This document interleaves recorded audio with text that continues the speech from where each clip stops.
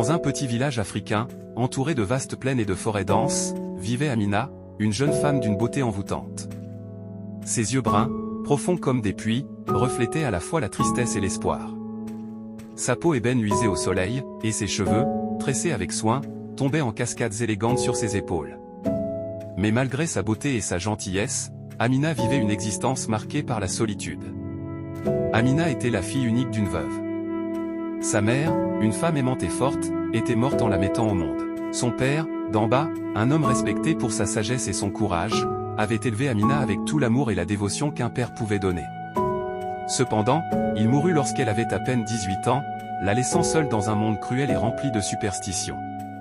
Les habitants du village murmuraient que la mère d'Amina avait fait un pacte avec des esprits pour avoir un enfant. Ces rumeurs avaient transformé la vie d'Amina en un cauchemar éveillé.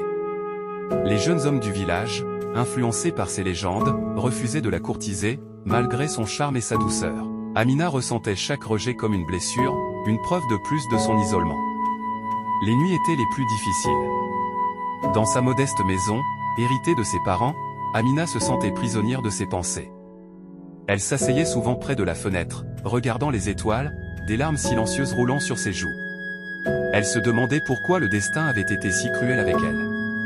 La solitude lui pesait lourdement, chaque moment passé seul semblait éternel. Ses sanglots étouffés étaient les seuls témoins de sa douleur. Chaque matin, Amina se levait avec détermination, dissimulant sa tristesse derrière un sourire courageux. Elle accomplissait les tâches quotidiennes avec diligence, aidait les personnes âgées et les enfants du village, et priait chaque soir pour un avenir meilleur. Mais au fond de son cœur, elle ressentait une profonde blessure, un vide immense que rien ne semblait pouvoir combler. Un jour, alors qu'elle puisait de l'eau au puits, elle aperçut un étranger au loin. Kofi, un homme grand et robuste, avec des yeux perçants et une présence imposante, venait d'un village éloigné. Il portait avec lui l'air des aventures lointaines et des terres inconnues. Les villageois, curieux et accueillants, l'invitèrent à rester parmi eux. Dès le premier regard, Kofi fut captivé par Amina. Il la vit, debout près du puits, sa silhouette gracieuse et son air mélancolique attirant son attention. En demandant aux villageois à son sujet, il apprit les rumeurs de malédiction. Mais Kofi, ayant affronté de nombreux dangers réels, ne se laissait pas effrayer par des superstitions. Un après-midi, il s'approcha d'Amina. « Bonjour, je m'appelle Kofi, dit-il avec un sourire sincère. Amina, surprise, leva les yeux vers lui, ses joues rosissant légèrement. Elle était peu habituée à ce genre d'attention. « Bonjour, répondit-elle timidement, son cœur battant la chamade. Peu à peu, une amitié sincère se développa entre eux. Kofi lui racontait ses voyages, les paysages magnifiques qu'il avait vus, et les personnes fascinantes qu'il avait rencontrées. Amina, d'abord réservée, se laissa peu à peu apprivoiser par sa gentillesse et son respect.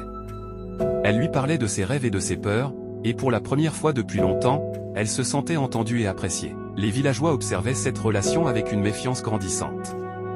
Les rumeurs allaient bon train, et certains tentaient de dissuader Kofi, mais il restait inébranlable. Il voyait en Amina une femme exceptionnelle, et il était déterminé à prouver que l'amour pouvait triompher de la peur. Un jour, après des mois de complicité, Kofi prit une décision. Il se présenta devant les anciens du village, son regard déterminé et sa voix ferme. « Je veux épouser Amina, déclara-t-il. Je ne crois pas aux malédictions. Je vois en elle une femme extraordinaire, pleine de courage et de bonté. Je l'aime, et je suis prêt à affronter tous les obstacles pour être avec elle. » Les anciens, surpris par son audace, tentèrent de le dissuader. Mais Kofi ne fléchit pas. Son amour pour Amina était plus fort que les superstitions et les peurs irrationnelles des villageois. Finalement, après de longues discussions, ils acceptèrent sa demande, bien que réticents. Le jour du mariage, le village entier se rassembla. Amina, vêtue d'une robe traditionnelle magnifiquement brodée, était rayonnante. Ses yeux brillaient de larmes de joie et de gratitude. Kofi, à ses côtés, tenait sa main avec tendresse. Ensemble, ils semblèrent invincibles. Les chants et les danses résonnèrent toute la nuit, et pour la première fois, Amina sentit qu'elle appartenait à cette communauté.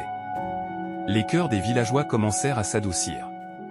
Ils virent le bonheur dans les yeux d'Amina et la détermination de Kofi, et ils commencèrent à réaliser l'injustice de leurs croyances. Au fil des années, Amina et Kofi eurent des enfants, qui grandirent entourés d'amour et de respect. La petite maison familiale, autrefois silencieuse et solitaire, résonnait désormais de rire et de joie. Les villageois, peu à peu, vinrent à accepter Amina comme l'une des leurs. Elle devint un symbole de résilience et de courage, une preuve vivante que l'amour et la bonté peuvent triompher des préjugés et des superstitions. Amina apprit à ses enfants une leçon précieuse, ne laissez jamais les rumeurs et les superstitions déterminer votre valeur.